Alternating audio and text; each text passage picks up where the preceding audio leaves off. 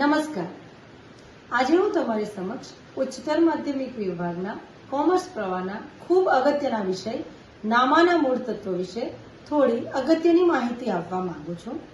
નામાના મૂળ તત્વોમાં કંપનીના પાકા સરવૈયામાં બે વિભાગ આવે, એક તો ઇક્વિટી અને જવાબદારી અને બીજો વિભાગ આવશે મિલકત, કે જેની માહિતી ક્રમિક કોષ્ટકમાં યાદ રાખવી ખૂબ જરૂરી છે.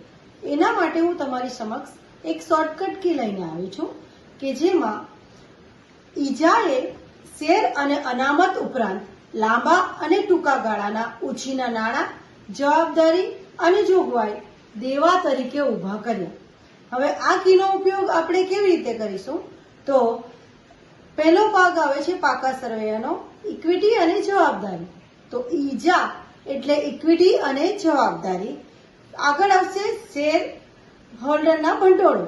તો શેર હોલ્ડરના ભંડોળો માટે કીમાં તમે જોઈ શકો છો શેર, એ શબ્દ શેર હોલ્ડરના ભંડોળ માટે. તો સાથે એ શેર મૂડી માટે પણ એ શેર શબ્દનો ઉપયોગ કરીશું. અને આગળ આવશે અનામત અને વધારો.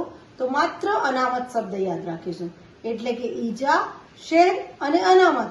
આટલું કરવાથી નંબર 1 શેર હોલ્ડરના ભંડોળો યાદ રહી જશે. આગળ નંબર 2 કે જેમાં આવે છે બિનચાલુ જવાબદારીઓ.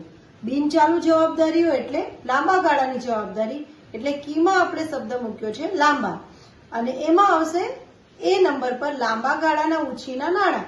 તો એના માટે માત્ર ઉછીના શબ્દ યાદ રાખીશું કે ઉછીના એટલે કે લાંબા ગાળાના ઉછીના નાણાં. આગળ આવશે જવાબદારીઓ. તો કઈ જવાબદારી?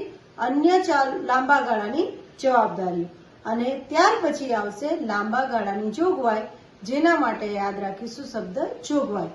એટલે કે બિનચાલુ જવાબદારીમાં ઉછીના, જવાબદારી અને જોગવાઈ, આ 3 શબ્દ યાદ રાખવાથી એની ક્રમિકતા આપણે જાળવી શકીશું.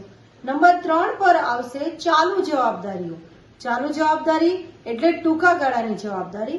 અને આ ટૂંકા ગાળાની જવાબદારીમાં એ પર આવે છે ટૂંકા ગાળાના ઉછીના નાણાં. તો અહીં પણ આપણે એના માટે શબ્દ ઉછીના યાદ રાખીશું. ત્યારબાદ કીમાં આવશે દેવા. જોગવાઈ પછી દેવા શબ્દ છે, એ અહીં નંબર 2 પર ધ્યાન રાખીશું કે વેપારી દેવા માટે એ દેવાનો આપણે ઉપયોગ કરેલો છે. નંબર સી પર આવશે અન્ય ચાલુ જવાબદારી. તો અહીં પણ જવાબદારી શબ્દ જ માત્ર યાદ રાખીશું, એટલે ખ્યાલ આવી જશે કે અન્ય ચાલુ જવાબદારી. અને ડી પર આવશે જોગવાઈઓ. તો કઈ જોગવાઈઓ? ટૂંકા ગાળાની જોગવાઈઓ. એટલે કે આટલું યાદ રાખવાથી ઉછીના, દેવા, જોગવાઈ અને જવાબદારી, આ 4 શબ્દ યાદ રાખવાથી તમે સરળતાથી ચાલુ જવાબદારી પણ યાદ રાખી શકીશું. એટલે કે ઓવરઓલ આપણે જોઈએ તો ઈજાએ શેર અને અનામત ઉપરાંત લાંબા અને ટૂંકા ગાળાના ઉછીના નાણાં, જવાબદારી અને જોગવાઈ દેવા તરીકે ઊભા કર્યા. આટલું વાક્ય યાદ રાખવાથી આપણે સરળતાથી ઇક્વિટી અને જવાબદારી બાજુને યાદ રાખી શકીશું. આગળની કી સાથે ફરીથી મળીશું. આભાર.